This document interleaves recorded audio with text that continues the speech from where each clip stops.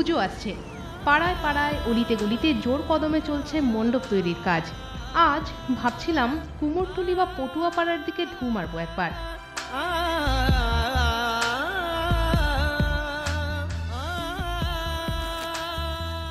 আসলে এখনো প্রতিবার পুজোর সময়টা এমনই হয় আমার, মনকে তখন ধরে বেঁধে রাখা দেয়। পুজোর সঙ্গে জড়িয়ে যেসব ব্যাপার, মন সবসময় সেসবের সঙ্গেই জড়িত থাকতে চায়।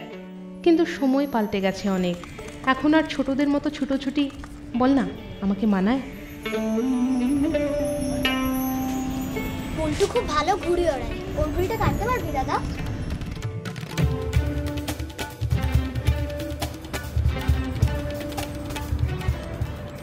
আজ অনেক দিন পর ছাদে উঠেছিলাম দুপুরবেলায়।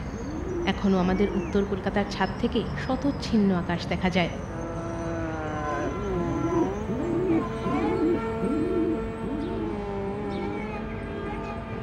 এখনো ছাদের কোণটায়, যেখানে তুই আসলে বিন্দাস আড্ডা দিতাম, সেখানে আমার মা দুপুরে আচার শুকোতে দেন, আর দড়িতে কাপড় শুকোতে দেয় দিদি। আমি পাল্টেছি, তুইও পাল্টেছিস বোধ হয়, কিন্তু ওরা এতটুকু পাল্টায়নি জানিস।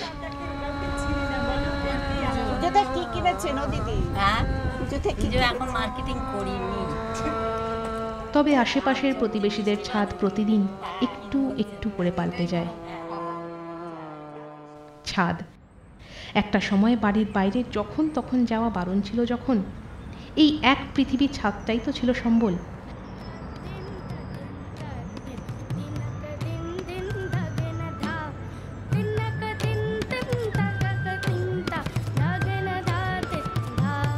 আমাদের কত আনন্দ, কত না অকারণ দুঃখ বিষাদ, কত না মান অভিমান আমরা এই একাকী ছাদে এসে যত্নে রেখে যেতাম।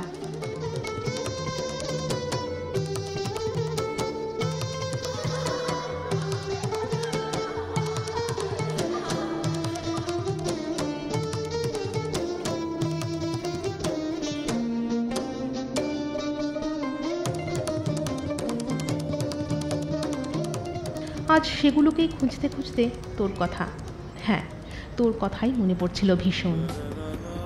মনে পড়ছিল পাশের বাড়ির ছাদ থেকে যেদিন প্রথম অনিমেষ বোকার মতো ফ্যালফ্যাল করে দেখেছিল আমায়। তুই তো প্রথম খেয়াল করেছিলি ব্যাপারটা, তারপর না থাক। জানিস, অনিমেষের বাড়ির ছাদটাও তো বদলে গেছে অনেক, ও তো থাকে না এখানে আর।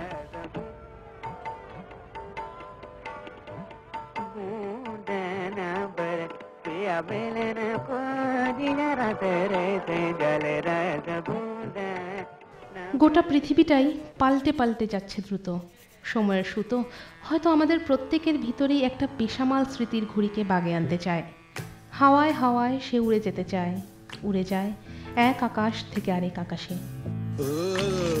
পুজো আসছে, মা আসছেন। কিরে, তুই ছুটিতে বাড়ি আসবি না এবার?